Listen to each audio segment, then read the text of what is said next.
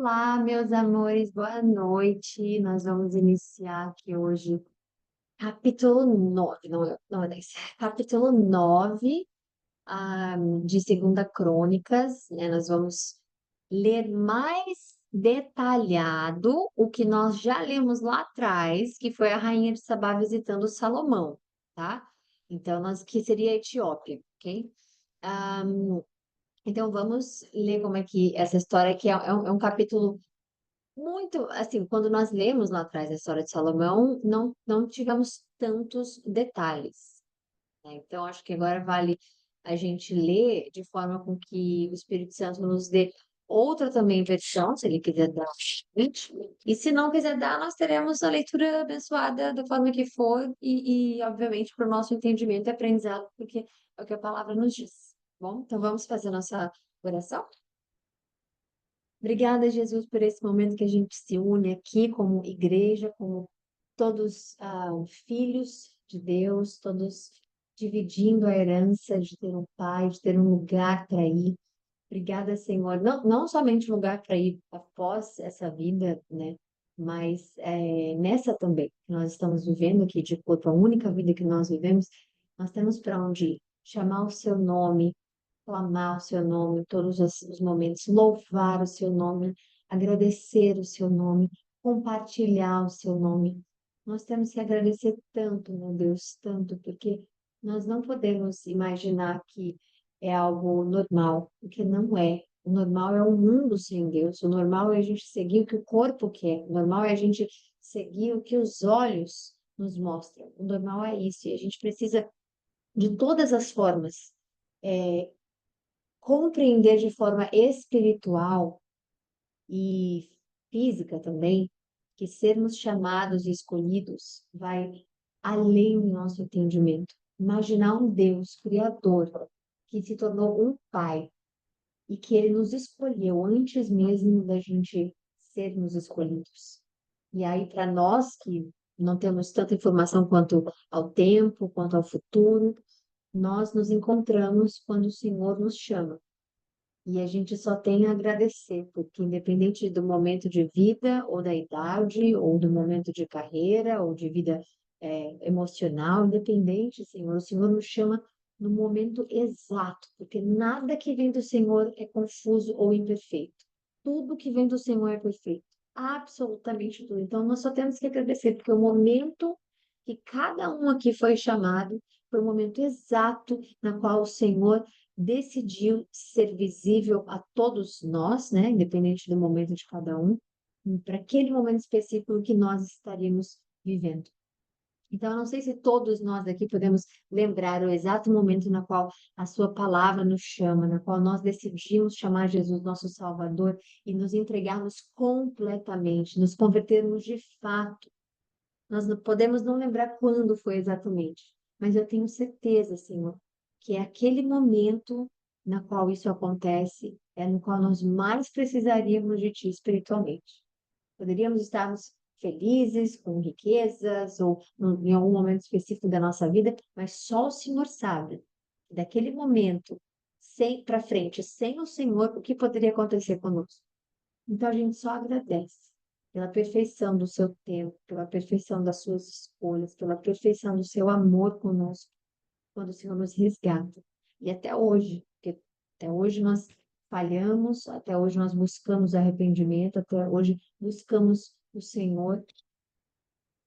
Então nós só temos a agradecer esse momento de união, esse momento na qual a sua palavra ela se faz de comunhão, ela se faz pão para nós.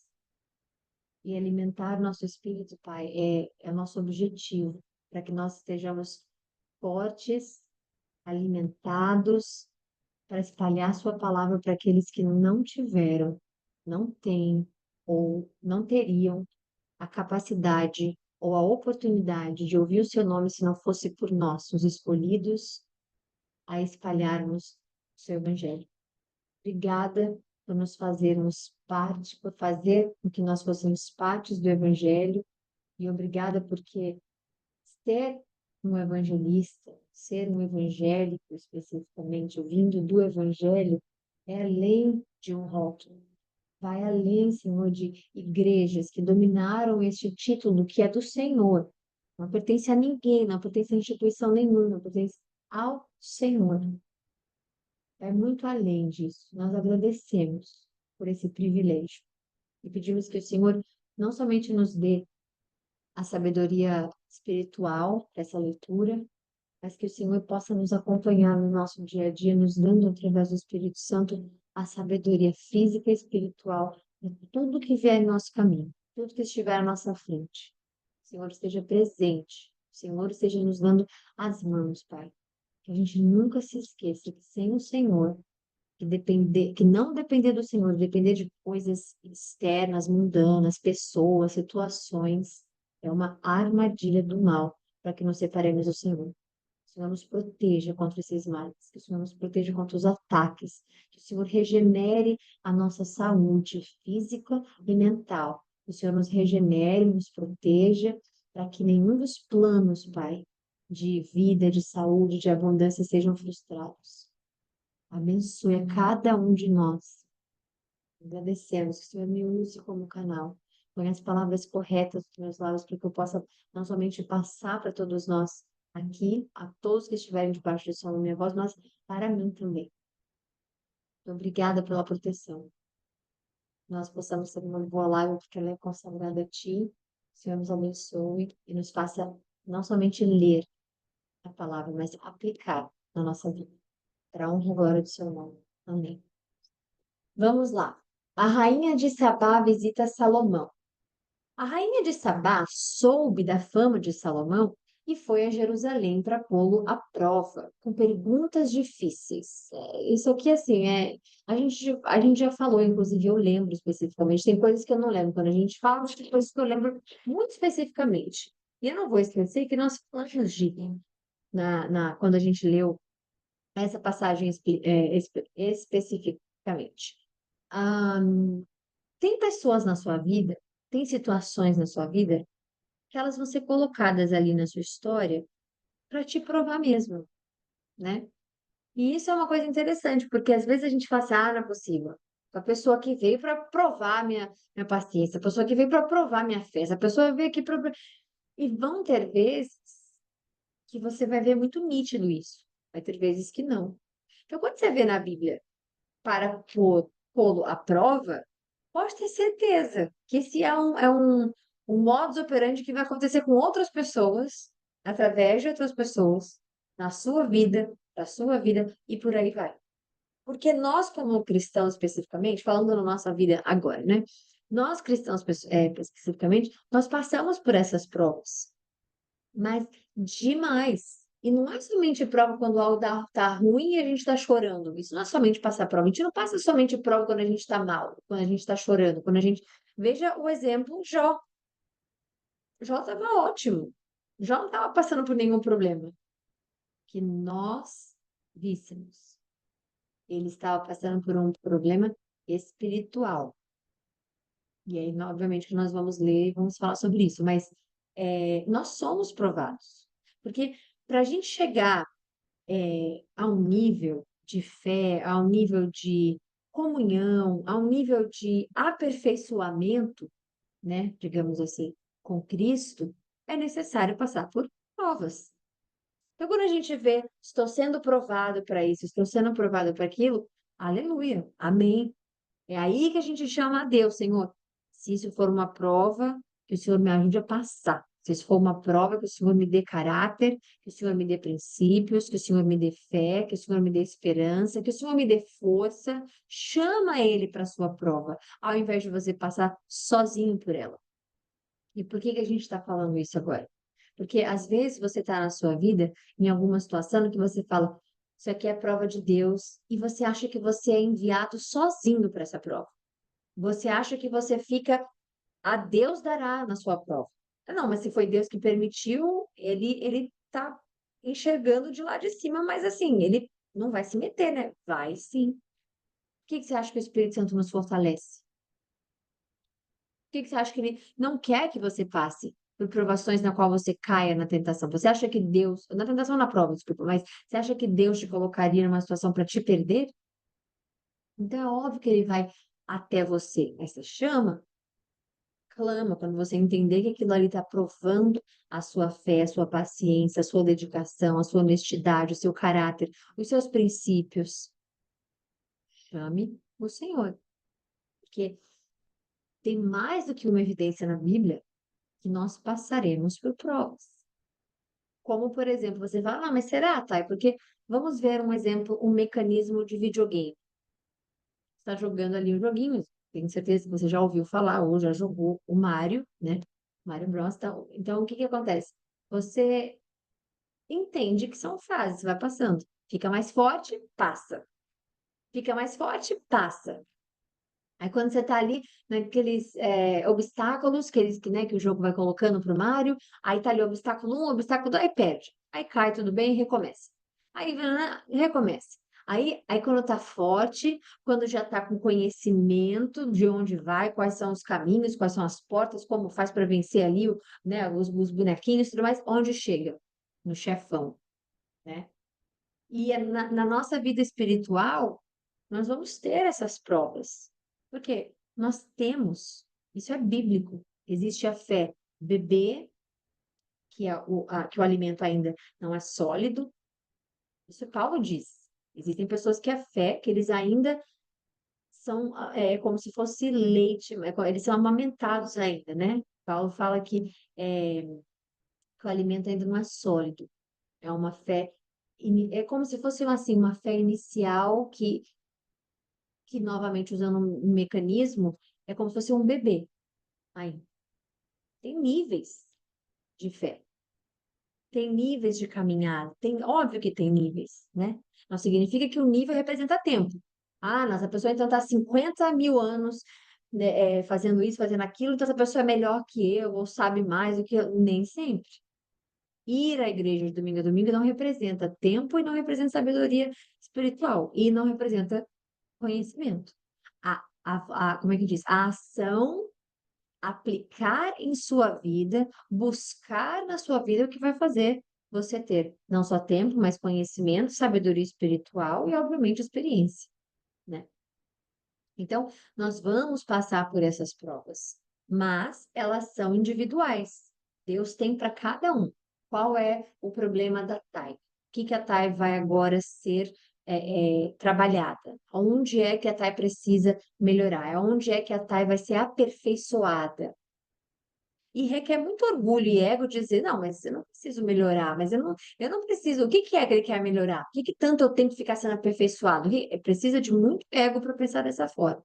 Se você pensa assim, desconstrua isso. Destrua isso do seu coração, porque isso não vem de Deus. O orgulho e o ego não é algo que pertence à Bíblia Sagrada. É interessante você olhar para as suas atitudes, olhar para as suas escolhas, olhar para a sua vida e se afastar daquilo que te afasta de Deus.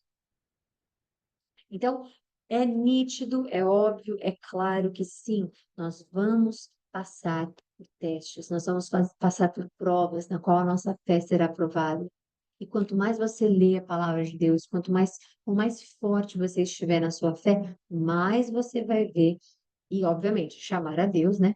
Mais você vai ver quão sólido vai ficar a sua fé com Deus, esse alimento divino, né? Então, isso é importante. Salomão pediu sabedoria para Deus, sabedoria mais que todos, e Deus fala que ninguém seria tão sábio quanto ele. Então, essa rainha, a rainha de Sabá, ela vai para prová-lo com perguntas difíceis. Por quê? Olha como interessante, porque olha o marco importante que é isso, porque ele simboliza o quê? A fama e a sabedoria de Salomão se espalhando pelo mundo. Para outra rainha, né? Então ela vem impressionada e ela vai lá e fala: bom, se ele é tão sábio, se ele tem tanta riqueza, eu vou lá. E aí ela vai. Ela chegou acompanhada de uma enorme caravana com camelos carregados de especiarias e grande quantidade de ouro e pedras preciosas. Ao apresentar-se diante de Salomão, fez-lhe todas as perguntas que tinha em mente. Salomão respondeu a todas. Nenhuma foi tão difícil que ele não pudesse explicar. Quando a rainha de Sabá viu a sabedoria de Salomão, bem como o palácio que ele havia construído. Então, ela não está vendo ali só a sabedoria, ela está vendo as riquezas, a prosperidade que Salomão está. Ela não está tipo, ah, realmente ele é sábio, vou embora. Não, ela começou a reparar agora nas riquezas, naquilo que foi dado para ele, nessa abundância que ele teve. O alimento da sua mesa, os assentos que ocupavam seus oficiais, o serviço dos seus criados e os seus copeiros, todos uniformizados. Isso aqui fala sobre todo uniformizado, isso aqui tudo fala sobre organização. Tudo que você entender de organização, nós já falamos aqui, Deus é um Deus organizado. Ele detesta bagunça. Ele detesta o caos da bagunça, a energia da bagunça. Deus não gosta. Então, quando chega ali, ela fica impressionada. Primeiro com a sabedoria, depois com a riqueza, depois com a organização. Ela vê que todos os seus oficiais, os assentos dos oficiais, os alimentos na mesa, o serviço, todos uniformizados, limpos, organizados. E isso que ela vê, isso tudo é reflexo daquilo que ele é em Cristo. Porque ele não é rei para si, ele é rei para o povo de Deus, né? Para Cristo que eu digo Deus, mas a nós para Cristo, né? E os holocaustos que ele fazia no templo do Senhor. Ficou impressionado. Tudo o que eu vi no meu país acerca das tuas realizações e da tua sabedoria é verdade. Eu, porém, não acreditava que no que diziam até que vim e vi com os meus próprios olhos. Na realidade, não me contaram nem a metade da grandeza da tua sabedoria. Tu ultrapassas em muito o que eu ouvi falar de ti, né? Bem-aventurados os súditos da tua corte, que continuamente estão diante de ti e ouvem da tua sabedoria. Bendito seja o Senhor, o teu Deus, que se agradou de ti e te pôs no trono dele para reinar pelo Senhor, o teu Deus. Não é reinar por você. Você não reina por mim. Nenhuma essa coisa como é que fala? Cargo importante. Não é para reinar para si. Deus é quem põe ali. Deus é quem permite. Deus é quem, né, faz acontecer de fato. Então, ela está falando o seu Deus, né? O seu Senhor que se agradou e te colocou ali para reinar por ele, no lugar dele. Mas não como é que fala? Não é, como é que é a palavra? Eu esqueci agora. No lugar de Deus, no sentido, eu falei lugar, mas não é no lugar de Deus. É por ele, mas com ele, né? Não é algo sozinho, não é algo, o povo é meu e não é.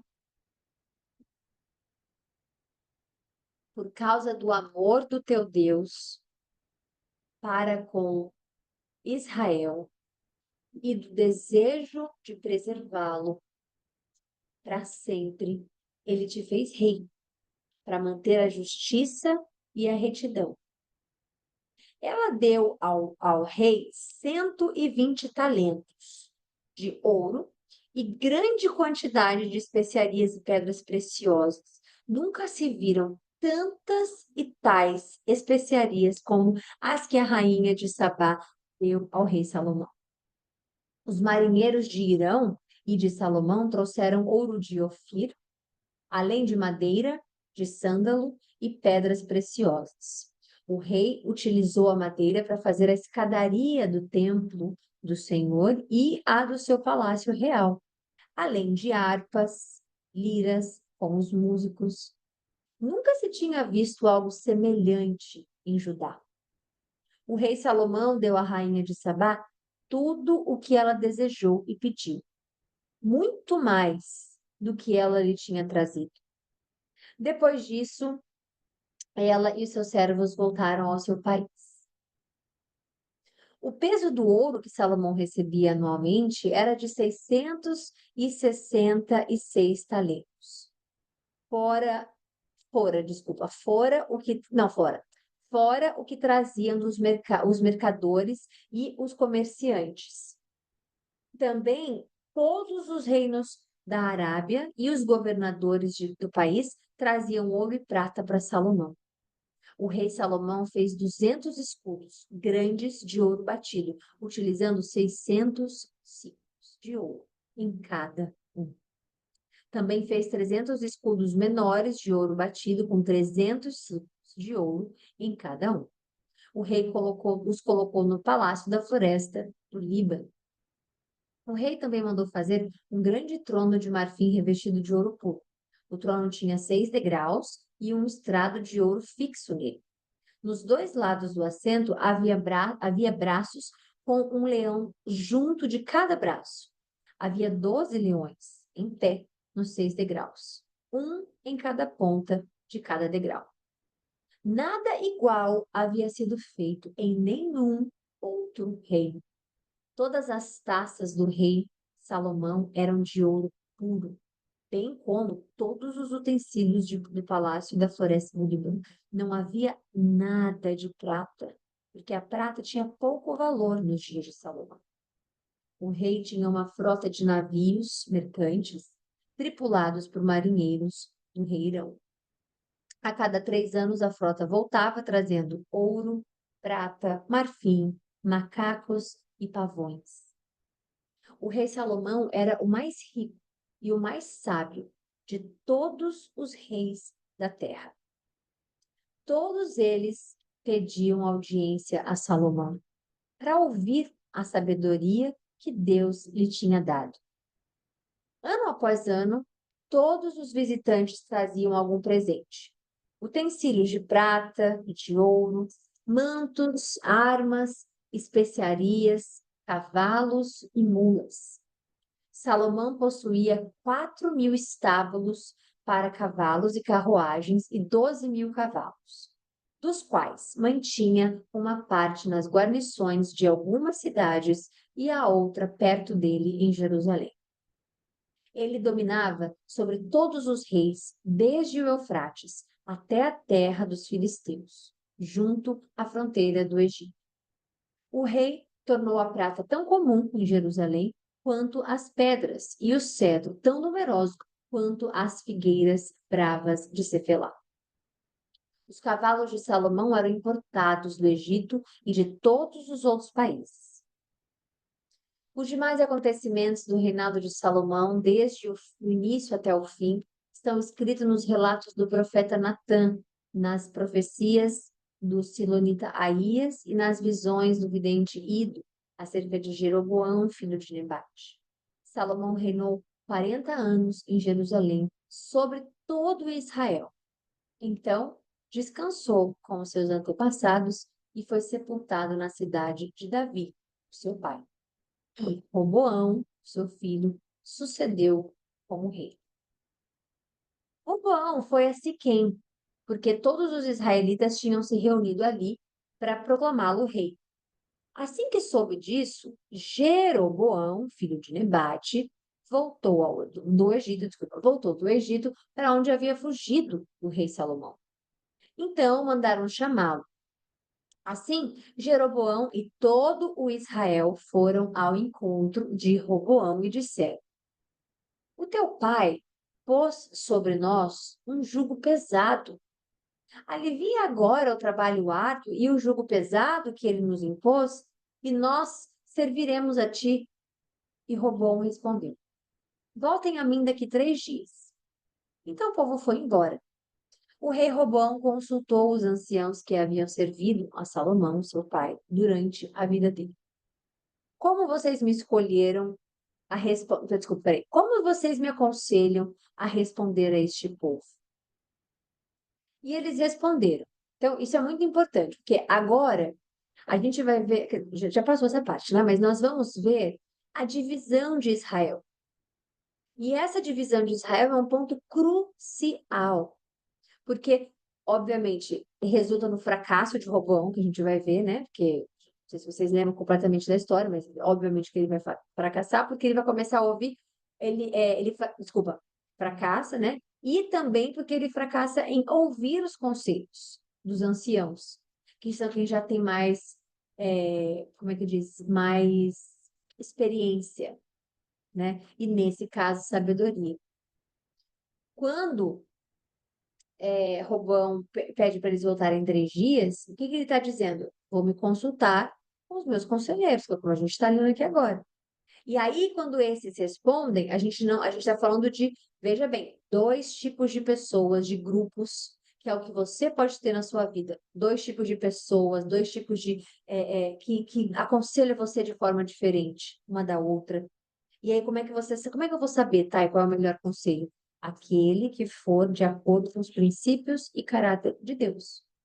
Então, eles responderam: se fores bom para esse povo, ou seja, se você for um bom rei para esse povo, né? E se lhe agradares, dando-lhe uma resposta favorável, eles serão teus servos para sempre. Roboão, contudo, rejeitou o conselho que os anciãos lhe tinham dado e consultou os jovens que havia crescido com ele e lhe serviam. Está aqui não é um problema, mas está aqui um ponto importante. Quando a gente fala de jovem, normalmente as pessoas falam: ah, mas jovem não tem cabeça, mas jovem não tem, mas jovem não é bom, mas jovem é isso, mas jovem é aquilo. E sim, os jovens que não têm um bom direcionamento de pessoas mais velhas. Se é um jovem que tem direcionamento e instrução de jovens, todos nós já fomos jovens. Todos nós sabemos o que um jovem gostaria de ter, de ser, de fazer, de poder falar, de poder. Todos nós já fomos. Alguns, com as instruções corretas, nunca foram aqueles tipos de jovens que queriam ser os mais rebeldes, os que mais têm atenção, os que mais, né? Alguns foram criados de forma XYZ, na qual não podemos esquecer que de jovem vira-se adulto, que logo você molda uma geração. Então, não é que os jovens são o problema, ou foram o problema, ou será o problema. A falta de instrução e teimosia de jovens faz com que, obviamente, os mais velhos com mais experiência, se for de Deus, mais sabedoria divina, né?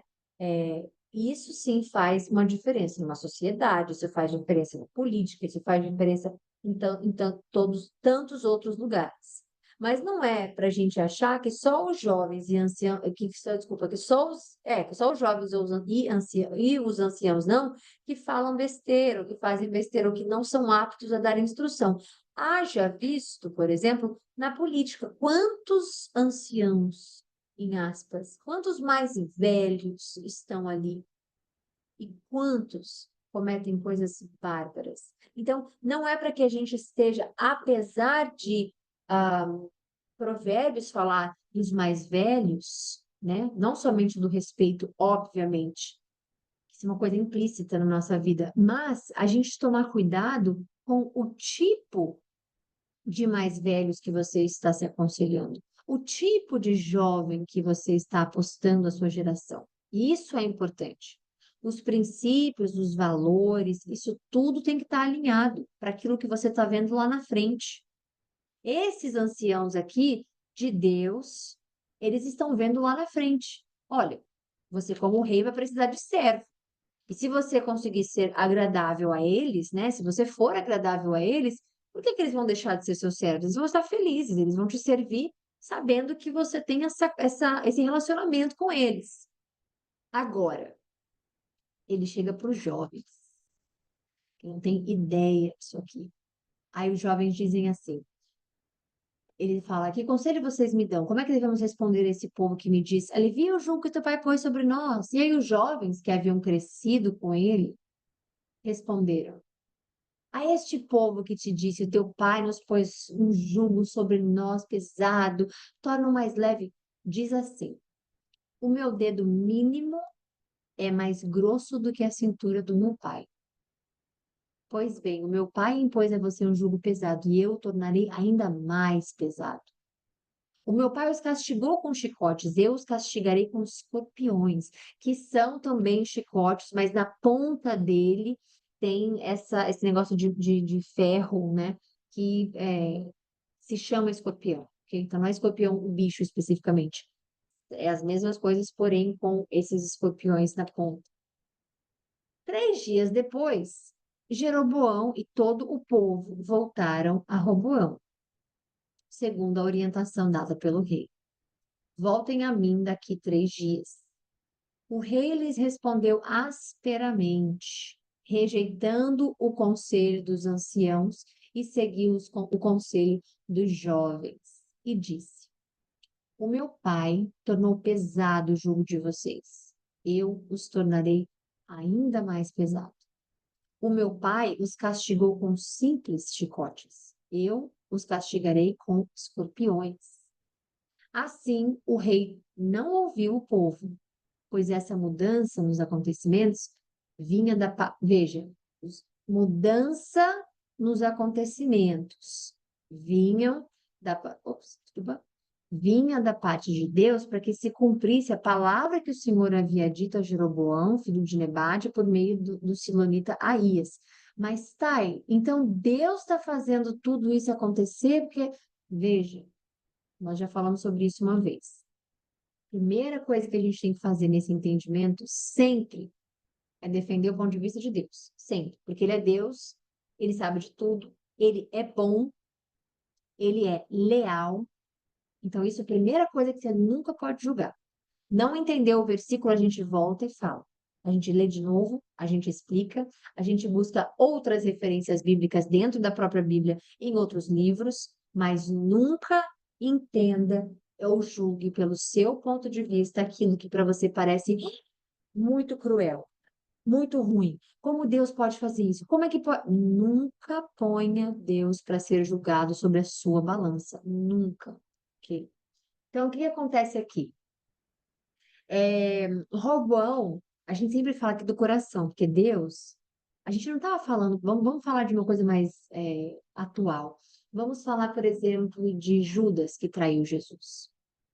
Nós já vimos Judas questionando por que Cristo andava com os pecadores, né? Os cobradores de impostos e tudo mais. Ele, o próprio que cuidava do dinheiro. Nós já vimos outros personagens malvados cometerem, né, maldades, obviamente. Nós já vimos. Então, a natureza, coração dessa pessoa vai ser usado para um propósito. E isso é inegável. Então, não é que Deus, nossa, mas o bom era tão bom, o bom era tão. Se fosse, ele seria igual a Davi, não daria ouvidos para esses conselhos. Não, tá, mas a mudança nos acontecimentos vinha da parte do Senhor. A mudança nos acontecimentos, não no coração dele, não de quem ele era. Acontecimentos. A morte como é que diz? Salomão, o povo pedindo. Acontecimentos. Agora, se fosse, porque Deus vai usar, gente, vamos esclarecer assim. Deus vai usar tudo para o seu propósito. Porque quando a gente fala sobre tudo, deixa eu pegar aqui especificamente, peraí, deixa eu botar no Google aqui 1 minuto que eu quero buscar esse versículo perfeitamente escrito e dito. Então, 1 minuto, peraí.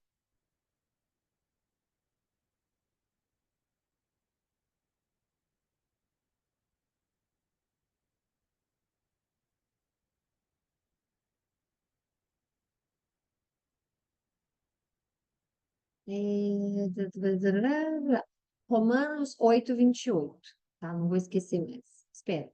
Mas, Romanos 8:28.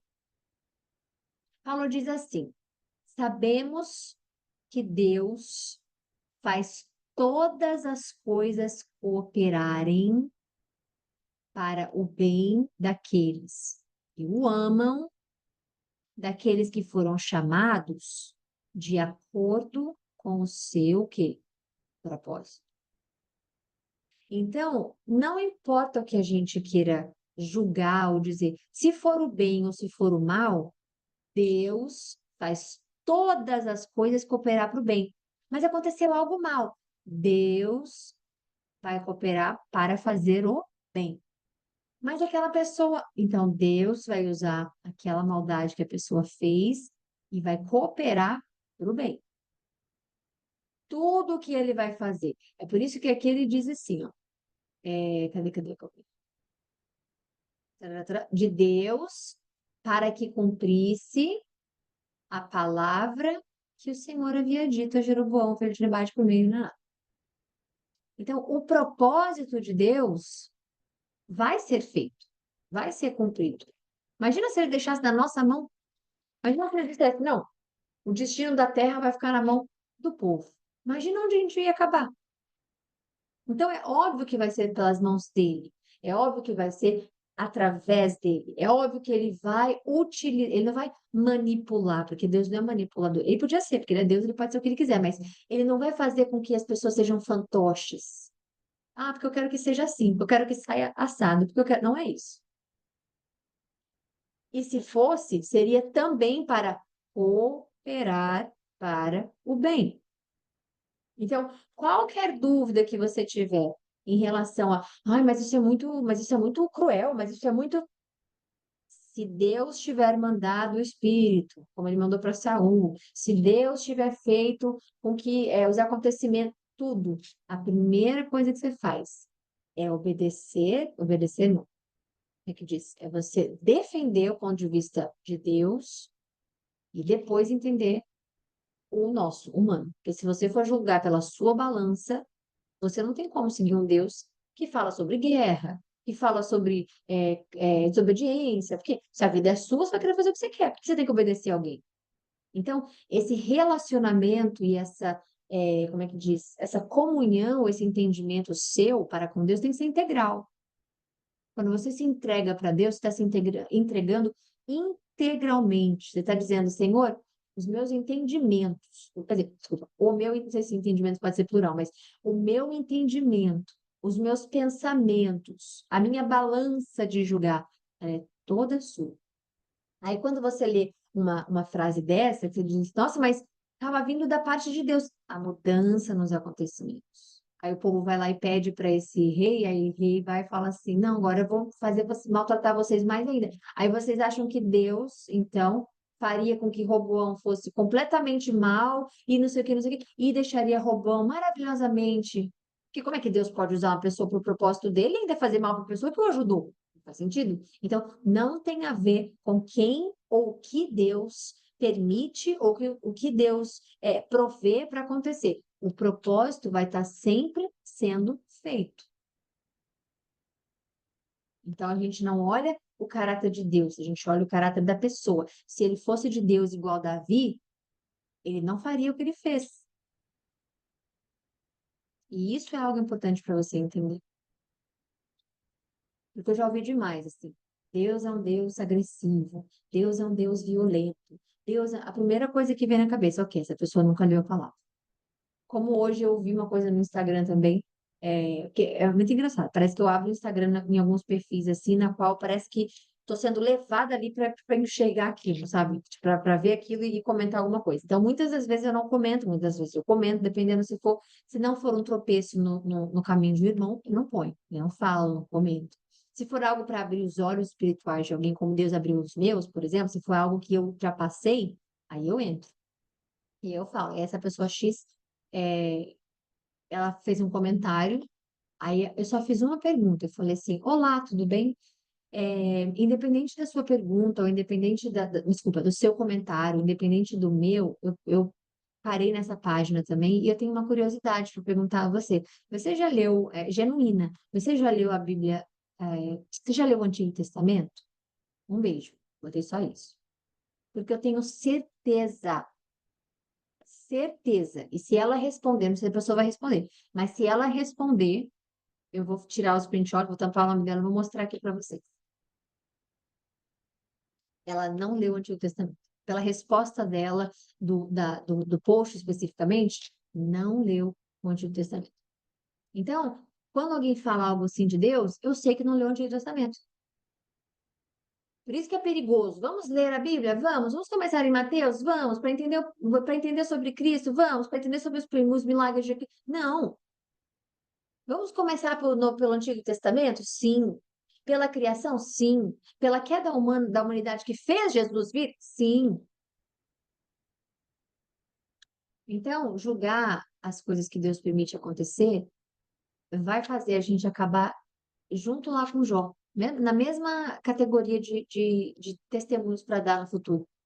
Porque ele faz igual, chega lá no final, Deus vai lá, vamos lá, querido, trabalhar esse seu ego, que foi porque eu deixei, eu permiti que de fato Lúcifer, né, chegasse, Satanás chegasse até você e deixasse isso acontecer. Você estava comigo quando eu criei? Você estava comigo quando isso aconteceu? Você estava comigo quando eu implantei os firmamentos? Você estava comigo? E aí já, opa, caramba, realmente não sei de nada. E eu achando que eu estava aqui abalando. Então é assim que Deus vai fazer. Ele vai usar o propósito e a situação para, Romanos 8:28, operarem para o bem dos que o amam. Ok? Mudança acontecimentos ali na parte de Deus, para que se cumprisse a palavra que o Senhor havia dito a Jeroboão, filho de Nebat, por meio de Silonita Aías. Quando todo Israel viu que o rei se recusava a ouvi-los, respondeu ao rei: Que temos em comum com Davi? Que herança que temos com com o filho de Jessé? Para suas tendas, ó Israel, cuide da sua própria casa, ó Davi. Aqui inicia como é que fala? Aqui inicia como é que diz? Essa separação de Israel, divisão de Israel. Esse é o momento dessa divisão que acontece. Eles estão falando, peraí, você fiel a Davi, né, a casa de Davi, ou pagar os impostos, você servir que as coisas todas, se eles querem piorar o como é que fala? A nossa vida, ele quer dar mais chicotadas com os escorpiões nos chicotes. Não, peraí, o que que eu tenho com Davi? Vão cada um para sua tenda. E aí a divisão de fato inicia. Então, os israelitas se foram, cada um para sua casa, e quanto aos israelitas que moravam nas cidades de Judá, Roboão continuou como rei deles. O rei Roboão enviou Adonirão, chefe do trabalho forçado, mas todo Israel o apedrejou até a morte. O povo já não aguentava mais. O povo estava assim, você está achando que é você quem manda? Quem manda somos nós, o povo. Você foi chamado para nos guiar, não para nos fazer isso aqui, não para nos fazer aquilo ali, não pra... gente, isso não é diferente até hoje, não. Quem manda é o povo.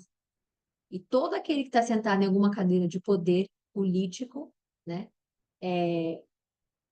acredita-se, que foi colocado pelo povo. Que assim deveria ser. Deve ser, deveria ser. Então, o rei Roboão, peraí, desculpa. O rei, contudo, conseguiu subir na sua carruagem e fugir para Jerusalém. Então, aqui você vê, cadê o pomposo? Cadê o rei maravilhoso? Vamos lá, jovens, qual é o conselho que você me dá? Dobrar a carga deles? Vamos embora. Cadê agora? Ele está fugindo para Jerusalém. Dessa forma, Israel se rebelou contra a dinastia de Davi e assim permanece. Então, é isso. Finalizamos aqui o capítulo 9 e 10. Amanhã a gente volta com 11 e 12, se Deus quiser. A gente ainda continua acompanhando um pouco mais de Roboão, né? E que Deus possa abençoar vocês para honra do Senhor Jesus Cristo, tá bom? A gente volta amanhã. Deus abençoe. Bom descanso, bom restinho de noite para vocês.